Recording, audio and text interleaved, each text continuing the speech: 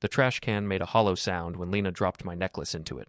Not tossed, not accidentally knocked off the counter, dropped, deliberately, with her fingers spread wide like she'd just released something contaminated. Before we dive deeper into this story, I have one small request. Please subscribe, drop a like, comment, and hit that hype button to boost this channel so more people can discover these incredible Reddit stories. "Who even makes jewelry by hand anymore?" she said, laughing. That laugh, the one she used at gallery openings when someone showed her primitive art from emerging markets. Dismissive, sharp enough to cut. I stood there in our kitchen, still holding the small velvet box I'd presented it in, and watched my wife of 6 years treat 3 weeks of my life like garbage. The necklace had been silver, real silver, not plated, with a pendant I'd designed myself, a spiral pattern that represented us, or what I thought was us. Endless, connected. I'd burned my fingers twice with the soldering iron getting the clasp right. "It's our anniversary," I said. My voice came out flat, which was better than showing her it hurt. "I know, babe." She was already moving toward the hallway, checking her phone. "I got you that watch, remember?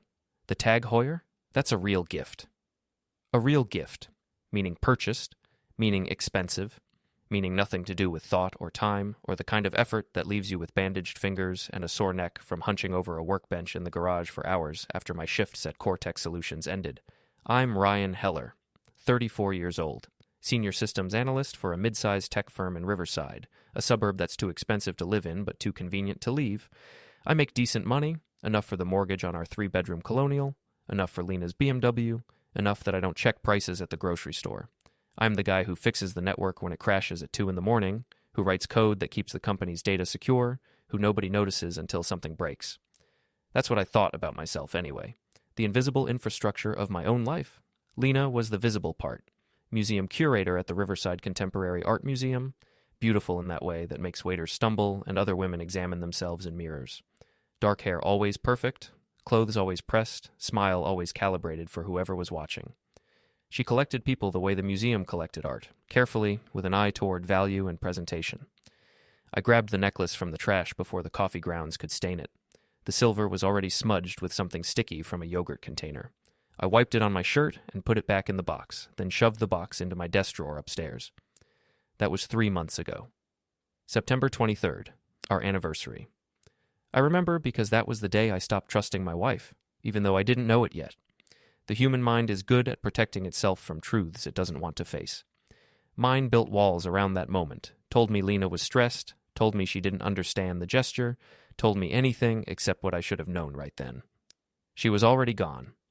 October came with cold rain and Lena's new schedule.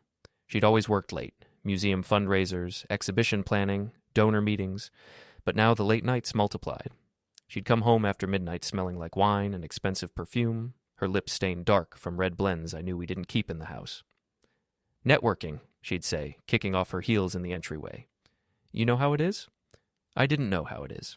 My networking involved conference calls and Slack channels. Hers involved candlelit restaurants and hotel bars, apparently. But I'm not a jealous person by nature. Trust is easier than suspicion.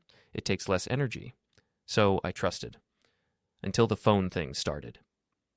Lena had never been secretive about her phone. She'd leave it on the counter while she showered, face up, notifications lighting the screen. I'd see her text from friends, from her mother, from colleagues at the museum. Normal stuff. Then suddenly the phone was always face down, always in her purse, always password protected, when before she'd use just her fingerprint. "When did you add a passcode?" I asked one morning while she was making coffee. She didn't even look up. "Museum policy. We had a security briefing. Too many people were getting their accounts hacked." Plausible. Boring. The kind of detail that's easy to believe, because why would you make it up? But I'm a systems analyst. I deal with digital security every day. I know that museum curators don't typically have security briefings about phone passcodes unless they're handling classified government secrets, which Riverside Contemporary Art Museum definitely wasn't. We specialized in modern installations and local artists, not nuclear launch codes. The doubt started then. Small, manageable, the kind of thing you can ignore if you work hard enough at it. I worked at it. I went to the office, wrote my code, fixed my networks, came home to an empty house more nights than not. Lena's schedule had consumed her. She was preparing for a major exhibition, something about postmodern interpretations of classical themes, she'd said, though she'd stopped explaining her work to me months ago. I'd stopped asking. We were roommates who shared a mortgage and a bed. That's what we'd become. I knew it, but didn't want to examine it too closely, because examining it meant admitting something was deeply wrong. Then came the gallery incident. I was driving home from work on a Thursday mid-November when I decided to take the scenic route through downtown. Traffic on the highway was backed up from an accident, and I wasn't in a hurry to get home to an empty house anyway. Downtown Riverside had been revitalized in recent years. Old warehouses converted to lofts, new galleries and boutiques replacing vacant storefronts, the kind of urban renewal that makes real estate agents salivate. I stopped at a red light in front of the Ashford Gallery, one of those high-end places that sold sculptures for 5 figures and paintings for 6. The kind of place Lena would browse during her lunch breaks, though we'd never bought anything there. Not on my salary. That's when I saw it. In the window, under a spotlight. My necklace. Not similar to my necklace. Not inspired by my necklace. My exact necklace, the spiral pattern I'd designed, the silver I'd worked, the clasp I'd burned my fingers soldering.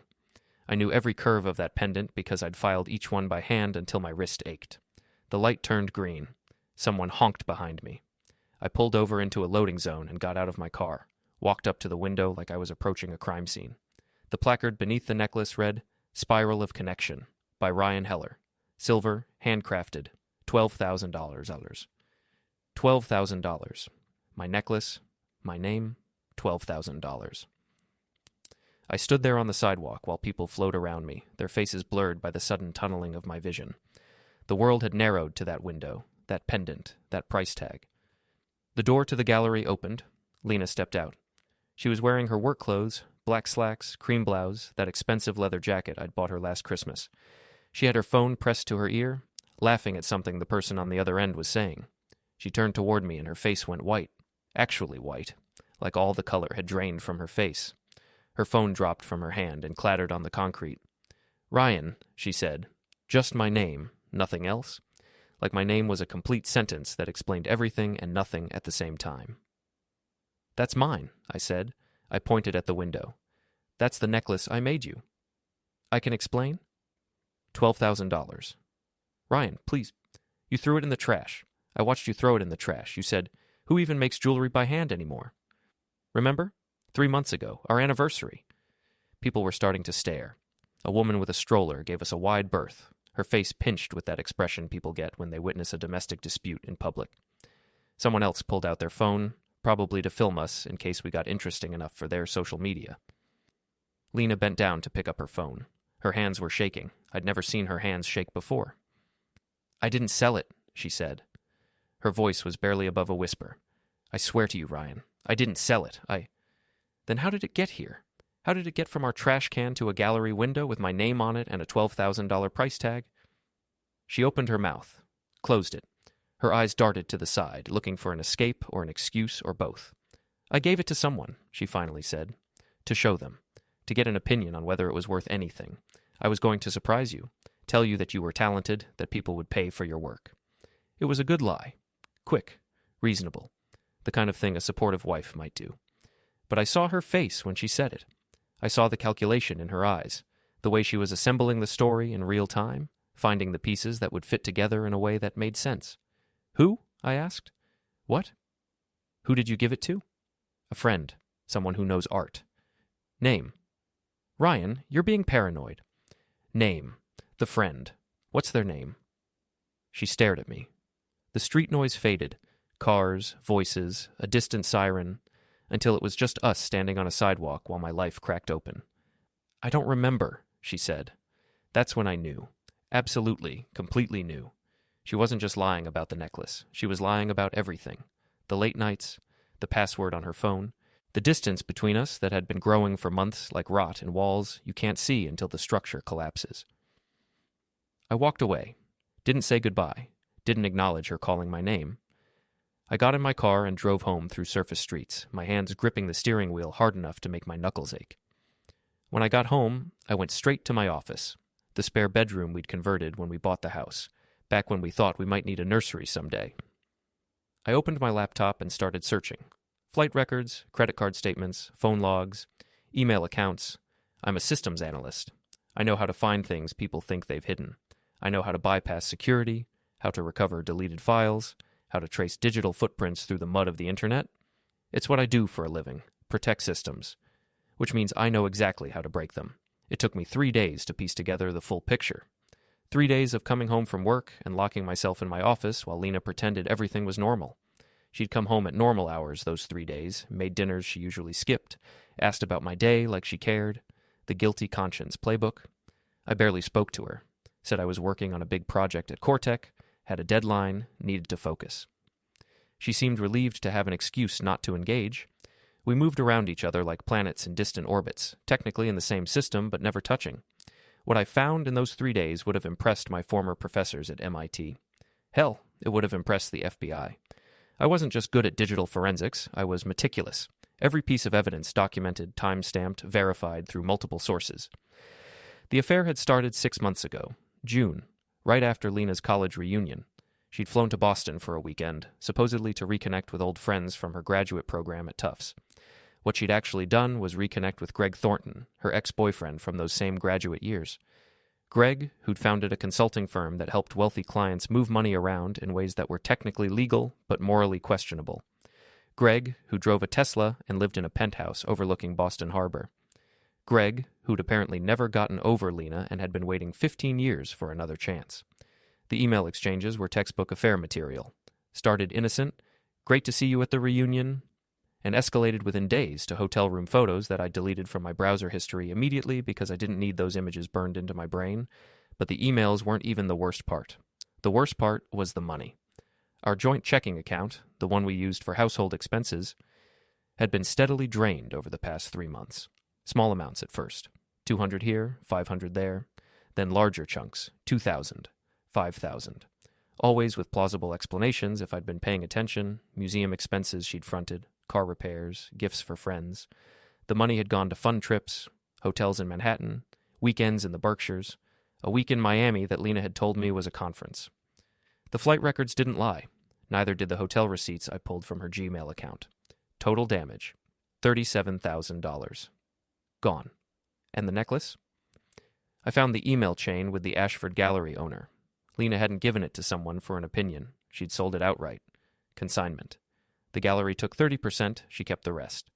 $8,400, deposited into a bank account I didn't know she had.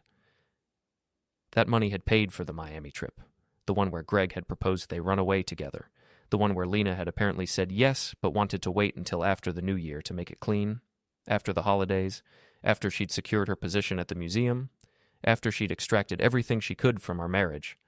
I sat in my office that third night, staring at the evidence on my screen, and felt something shift inside me. Not heartbreak, not anymore. Heartbreak requires surprise. This was more like watching a suspicion confirmed, a hypothesis proven, a theorem solved. The emotion I felt was colder than sadness, colder than anger. It was the kind of clarity that comes when you realize you've been living in a false narrative and can finally see the truth. My wife didn't love me. Maybe she never had. Our marriage was a transaction. I was the stable choice, the good provider, the safe bet after her years of dating unpredictable artists and ambitious entrepreneurs. I was the foundation she'd built her life on while planning to move to a better property. I closed my laptop, walked downstairs.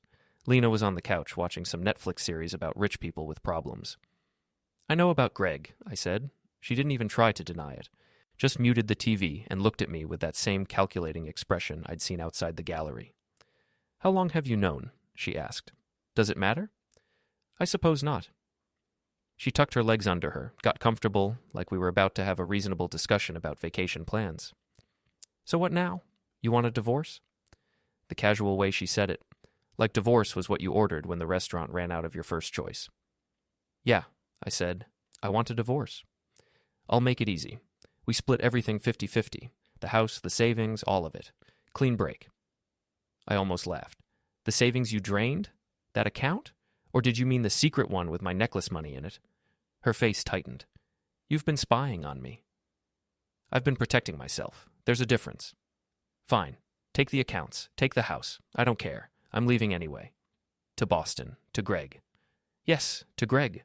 He actually appreciates me, Ryan. He sees me as more than just someone to come home to. He makes me feel alive. That was supposed to hurt. It probably should have hurt. But I was past hurt. I'd moved into a different territory entirely. When are you leaving? I asked. After Christmas. We're taking a trip first. New Year's in Turks and Caicos, then I'm moving to Boston. Fresh start.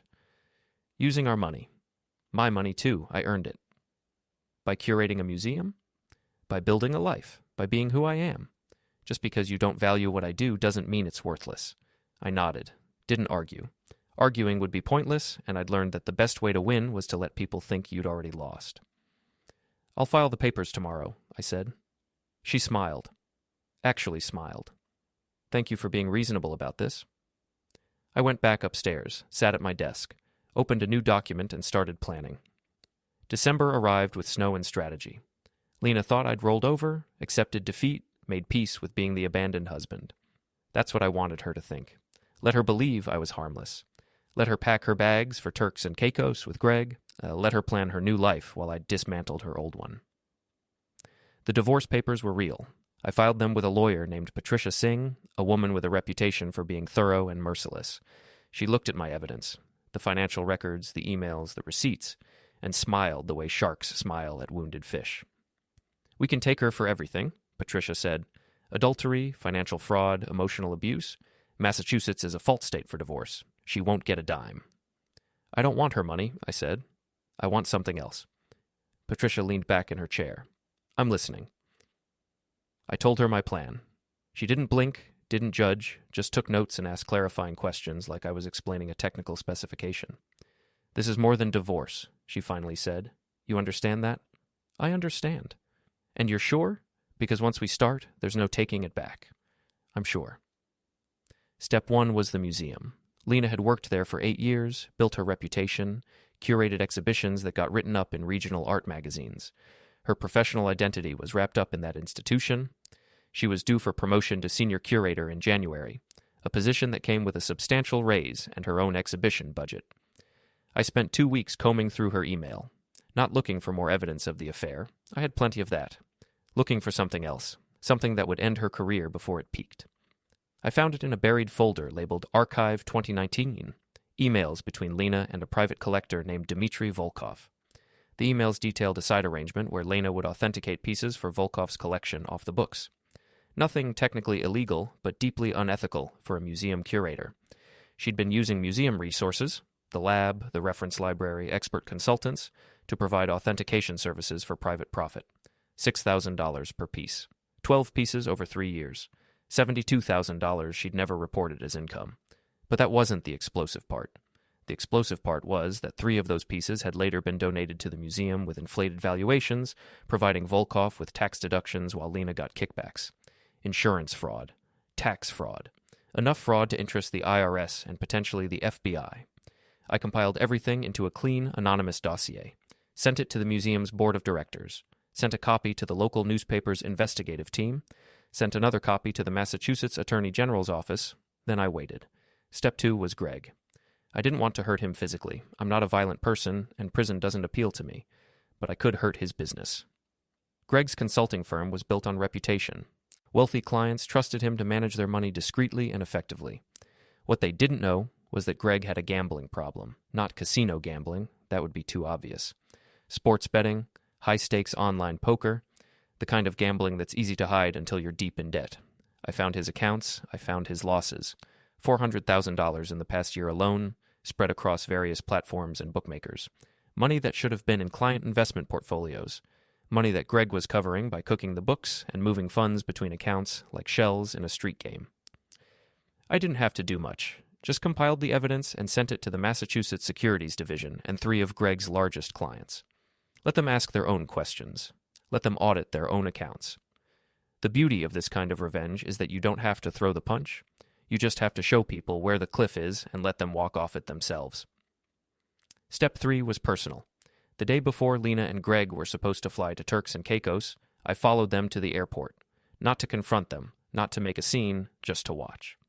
They arrived in Greg's Tesla, both of them laughing, both of them so comfortable in their betrayal it made them careless. They parked in the long-term lot, grabbed their matching luggage. Lena had used our joint credit card to buy new suitcases, I'd seen the charge, and headed for the terminal. I waited until they were inside. Then I took the hammer from my trunk. A small sledgehammer, the kind used for demolition work, and I walked to Greg's car. The Tesla was beautiful. Midnight blue, custom interior, the kind of car that screamed money and taste. Greg loved that car. I'd seen his Instagram posts about it.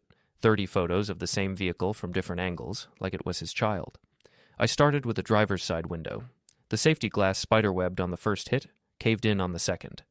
The alarm started shrieking immediately, but I wasn't concerned. Airport security was stretched thin during holiday travel. They'd take minutes to respond, and I only needed seconds. I moved methodically. Front passenger window, rear windows, windshield, each one shattering with that satisfying crunch of destruction. Then the headlights, the taillights, the side mirrors. I avoided the body, too hard to damage without leaving obvious tool marks, and focused on everything glass and plastic. The alarm kept screaming. A few people stopped to watch from a distance, but nobody intervened. This is America. People film violence, but don't stop it. I finished and walked back to my car. Drove out of the lot before security arrived.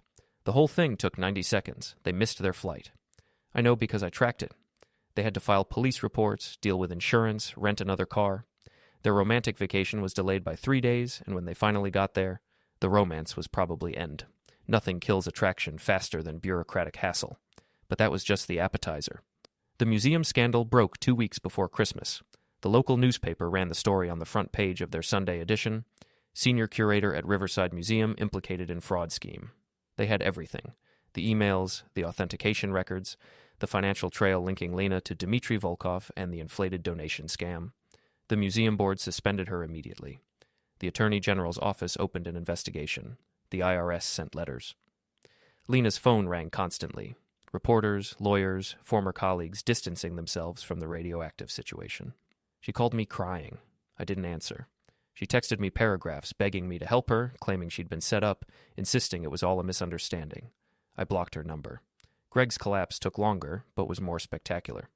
The Securities Division investigation uncovered everything: the gambling debts, the client funds he'd misappropriated, the shell companies he'd created to hide losses. 3 clients filed lawsuits. 2 others filed criminal complaints. His firm imploded in a matter of days. He called me once, somehow got my number. I answered because I wanted to hear his voice. "You did this," he said. No preamble, no small talk. "I have no idea what you're talking about." "Bullshit. This is you. The timing... The timing of what? Your poor business decisions catching up with you? Your gambling problem finally surfacing? That's on you, Greg. I'm just a systems analyst. I fix computers." He was breathing hard on the other end.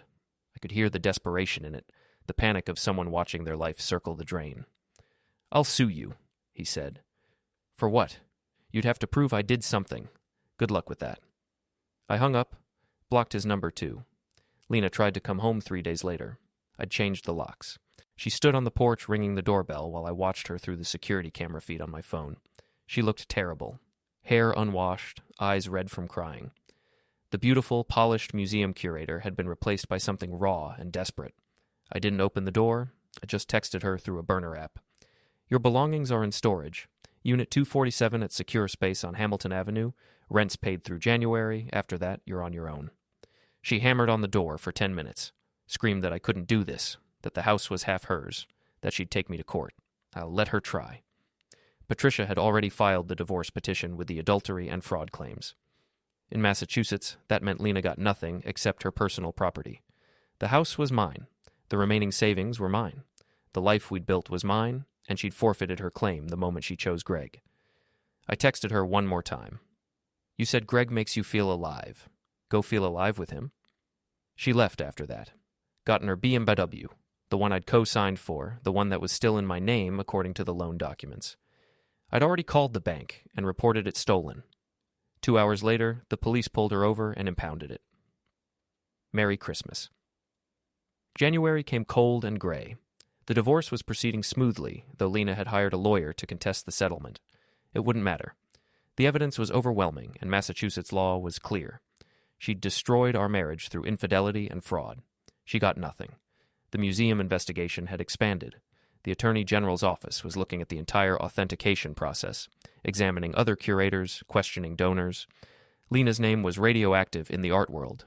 Nobody would hire her. Nobody would touch her. Greg had fled to California. His firm had dissolved. He was facing multiple lawsuits and criminal charges for wire fraud and embezzlement. Last I heard, he was living with his parents in San Diego and working as a bartender. The fall from Tesla-driving entrepreneur to bartender was steep enough to cause whiplash. I should have felt satisfied. The revenge had worked perfectly. Their lives were ruined in exact proportion to their betrayal. They'd taken my trust and my money and my self-respect, and I'd taken everything that mattered to them. But satisfaction is different from peace. Satisfaction is knowing you won. Peace is being okay with what you lost. I wasn't at peace. The house felt empty. Work felt meaningless. I'd wake up at 3 a.m. and wonder if revenge was worth the hollowness it left behind. I'd built my identity around being the wronged husband, the clever investigator, the architect of karmic justice. But once the architecture was complete, what was I? Just a man in an empty house with money in the bank and nobody to share it with. Lena requested a face-to-face meeting in late January. Patricia advised against it, but I agreed anyway. Curiosity, maybe, or the need for closure, or just the human impulse to see the person who'd hurt you and confirm they hurt as much as you do. We met at a coffee shop downtown, neutral territory, public enough to prevent violence, quiet enough for honesty. She looked older. The stress had carved lines around her eyes and mouth that hadn't been there 6 months ago. Her hair was pulled back in a simple ponytail. No makeup. She wore jeans and a sweater, clothes I'd never seen her in before. The museum curator costume had been retired. "Thank you for meeting me," she said when I sat down. I didn't order anything, didn't plan to stay long. "What do you want, Lena?" "To apologize, to explain, to—" She stopped, shook her head. "I don't know, to see you, to make sure you're real." "I'm real." "I know what you did." "I didn't do anything." "Ryan, please, don't insult my intelligence. The museum scandal, Greg's investigation, the Tesla, all of it happened right after I told you about us. That's not coincidence." I leaned back in my chair. Even if I had done all that, and I'm not saying I did, what would it matter? You destroyed our marriage. You stole from me. You sold the necklace I made you with my own hands. You laughed at me. You made me feel small and worthless and stupid for believing in us. So even if I had done all those things you think I did, wouldn't it just be consequences? Wouldn't it just be cause and effect? She stared at her coffee cup. "I never meant to hurt you." "Yes, you did. You just didn't mean to get caught." "That's not fair." "Fair?" I leaned forward. "You want to talk about fair? I gave you 6 years. I worked overtime to pay for your car, your clothes, your lifestyle. I supported your career. I made you a piece of jewelry with my own hands because I thought it would mean something, and you threw it away. You threw me away. For what? For Greg? How's that working out?" Her eyes filled with tears. I felt nothing. Tears are just water.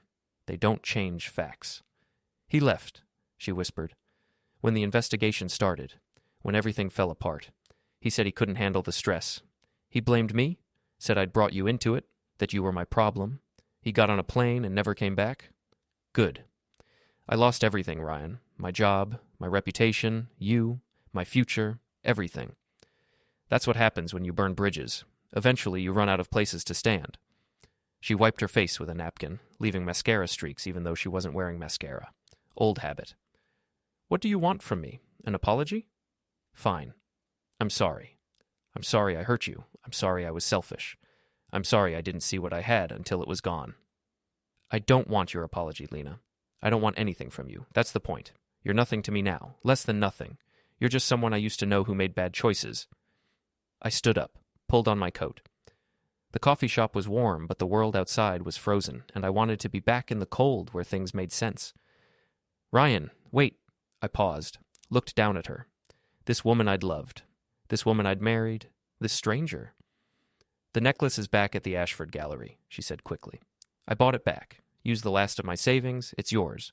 They're holding it for you. I wanted you to have it, to know that I—" "Keep it," I said. "Sell it again if you want. I don't care. It stopped being mine the moment you threw it in the trash. It's just metal now. Just a thing." I walked out of the coffee shop and didn't look back. Got in my car. A new car, a Lexus I'd bought with the money from selling Lena's BMW after the bank repoed it and gave me the title. Drove home through streets covered in dirty snow. The house was empty, but it was mine. Every room, every wall, every memory scrubbed clean and painted over. I sat in my office that night, the same office where I'd discovered the affair, where I'd planned the revenge, where I'd built the case that destroyed 2 lives. My laptop was open, my code editor was running, work to do, systems to protect, problems to solve. The phone rang, blocked number. I let it go to voicemail. Probably Lena again. Or Greg. or some reporter looking for a statement about the scandal. Didn't matter. I had nothing more to say to any of them. The truth is, revenge doesn't fix anything. It doesn't heal wounds or restore trust or make you whole again. It just redistributes the pain, spreads it around, makes sure everyone suffers equally. But sometimes equal suffering is its own kind of justice. I closed my laptop, turned off the lights, went to bed in a house that was finally completely mine. Outside, snow continued to fall on Riverside, covering everything in white, roads and roofs and the past itself, making the world clean and new and cold.